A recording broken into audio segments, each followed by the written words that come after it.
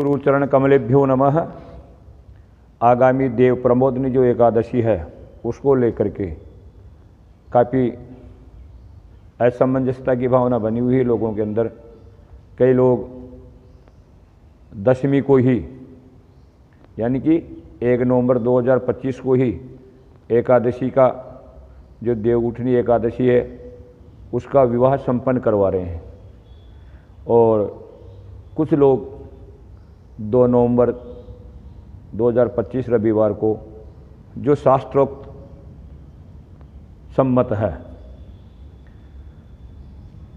1 तारीख को तो दशमी तिथि 9 बज के 11 मिनट तक रहेगी, यानी उदय काल से रह करके काफ़ी लंबे समय तक दशमी तिथि रहेगी। अब उस रोज एकादशी से संबंधित कार्य कैसे हो सकते हैं, क्योंकि उदयकालीन तिथि जो होती है वो विवाह आदि क्रम में महत्वपूर्ण होती है। 12 महीनों में जो विवाह के मुहूर्त होते हैं उनमें कितने ही मुहूर्त ऐसे हैं और होते हैं जो उदयकालीन तिथि तो अलग होती है, और जब विवाह कार्य संपन्न किया जाता है रात्रि को विवाह लग्न होता है उस समय दूसरी तिथि आ जाती है। लेकिन जो उदय काल में जो तिथि होती है वो इस तिथि के नाम से वो मुहूर्त जाना जाता है और उसी तिथि के नाम से विवाह कर्म संपन्न कराया जाता है। लेकिन इस बार ये देखने को मिल रहा है कि दशमी के रोज ही एकादशी से संबंधित विवाह कार्य संपन्न कराए जा रहे लोगों के द्वारा। और कहा क्या जा रहा है कि उस समय तो रात्रि को तो एकादशी नहीं रहेगी 2 तारीख को, तो फिर वो विवाह कार्य कैसे संपन्न माना जाएगा एकादशी में। ऐसे में आपको 12 महीनों में सैकड़ों मुहूर्त विवाह के बता सकता हूँ जो उदय काल में अलग तिथि रहती है और विवाह कर्म करवाते हैं उस समय दूसरी तिथि आ जाती है। लेकिन जो उदय काल में जो तिथि होती है उसी तिथि को मान्यता रहती है और उसी तिथि का वो मुहूर्त माना जाता है। खैर जो भी है सब अपनी अपनी विवेक के अनुसार कर सकते हैं, क्योंकि किसी के ऊपर कोई दबाव है नहीं।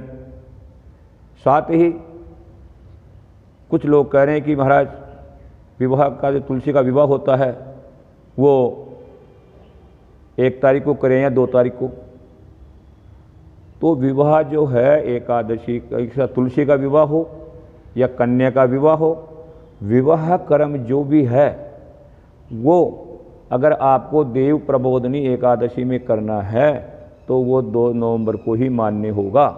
1 तारीख को किसी भी दृष्टि से उचित नहीं है।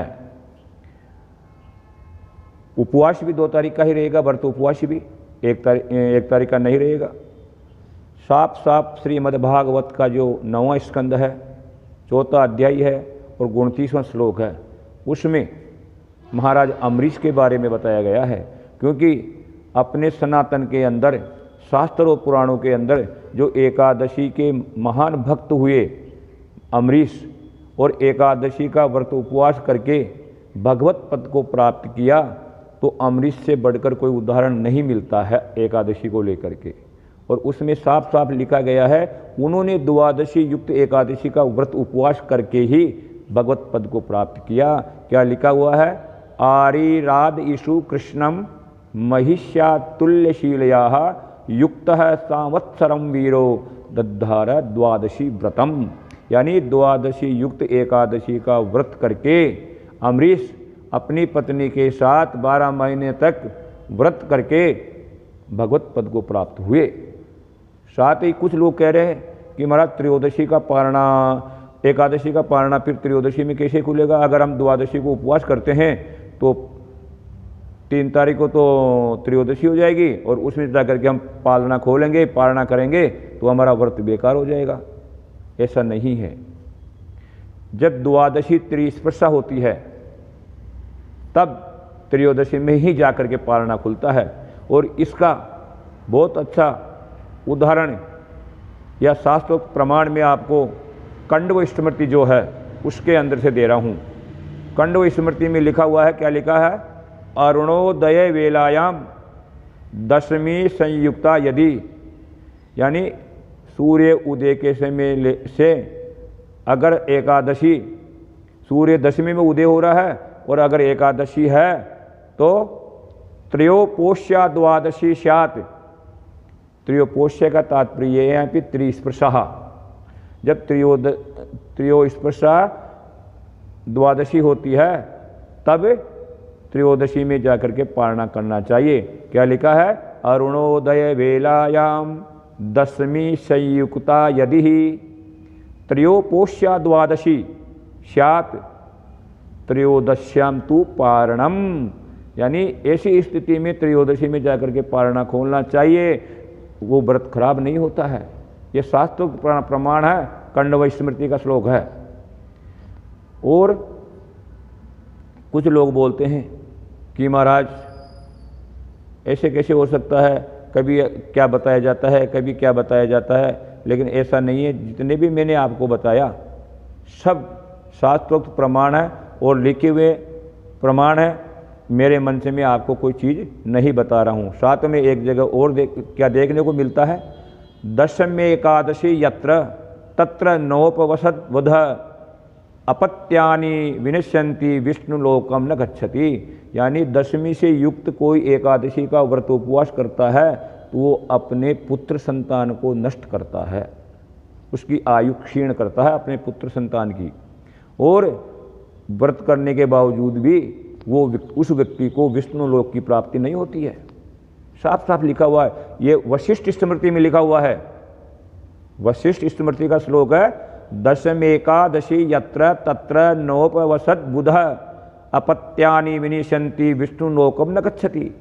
ऐसा व्यक्ति विष्णु लोक को प्राप्त नहीं कर सकता। तो आपको किसी भ्रांति में न जाकर के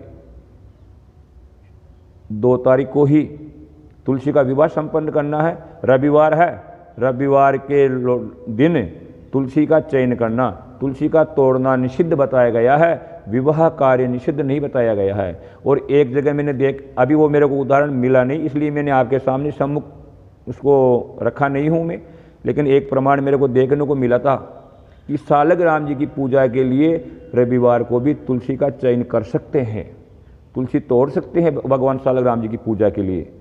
और विवाह किनके साथ होता है? भगवान सालग्राम के साथ ही तुलसी का विवाह होता है।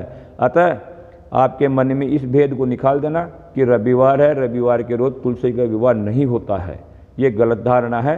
तुलसी का विवाह 2 तारीख नवंबर रविवार को ही उचित और श्रेष्ठ रहेगा। जय राधे, जय गोविंद।